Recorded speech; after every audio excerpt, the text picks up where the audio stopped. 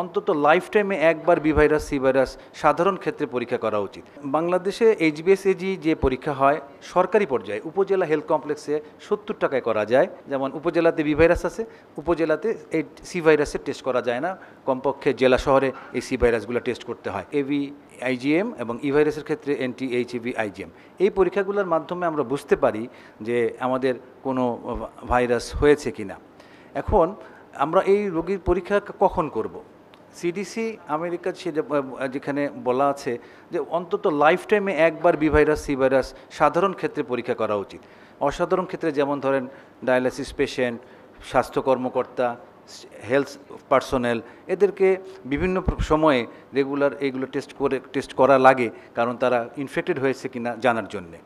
এইগুলো বলার উদ্দেশ্য হলো যে এই পরীক্ষাগুলো তো আমরা এমনি এমনি গিয়ে করতে পারি না, কোনো একটা কারণে আমরা করি, যে কোথাও চাকরি অথবা সেই পরীক্ষাগুলো আমরা মানে যখনই আমাদের প্রয়োজন হবে আমরা করব। তো এখন খরচ সম্পর্কে আমাদের একটা আইডিয়া।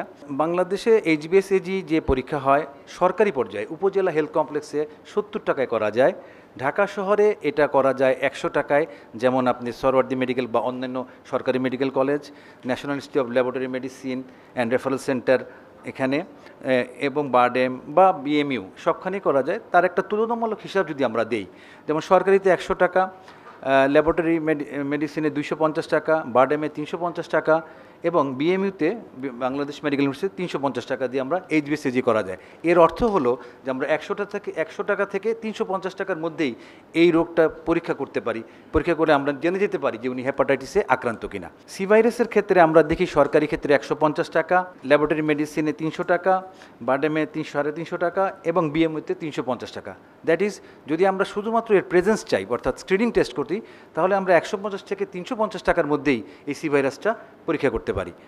এরপরে যদি আমরা সাধারণভাবে এটা টেস্ট করতে গিয়ে যে কিছু টেস্ট আমরা করি, বিলিরুবিন, সেরাম এএলটি, সেরাম এএসটি এবং আমরা অ্যালকালাইন এগুলো টেস্ট করি। সরকারি ক্ষেত্রে বিলিরুবিন 100 টাকা, অন্য সব ল্যাবরেটরি মেডিসিন 100 টাকা, বারডেমে 350 টাকা এবং বিএমইউতে 100 টাকা এবং এসজিপিটি 100 টাকা, ল্যাবরেটরি মেডিসিন 100 টাকা, বারডেমে 380 টাকা এবং বিএমইতে 100 টাকা। সো এইগুলো আমরা মোটামুটি এই টেস্টগুলো 100 থেকে 350 টাকার মধ্যে সাধারণভাবে করতে পারি। এখন যদি আপনি আরও শিওর হতে চান, এলাইজা টেস্ট করেন বা ইমিউলোসেন্স টেস্ট করেন, সেখানে 500 থেকে 1000 টাকার প্রয়োজন হতে পারে। সেটা জটিল ক্ষেত্রে আমরা অবশ্যই করতে পারি। যদি টিকা দিতে চাই সেক্ষেত্রে আমরা 350 টাকার মধ্যেই এই বি ভাইরাস এবং সি ভাইরাস টেস্ট করে আমরা টিকা দিতে পারি এবং সরকারি সবখানেই এটা রয়েছে। যেমন উপজেলাতে বি ভাইরাস আছে, উপজেলাতে এই সি ভাইরাসের টেস্ট করা যায় না, কমপক্ষে জেলা শহরে এই সি ভাইরাসগুলো টেস্ট করতে হয়।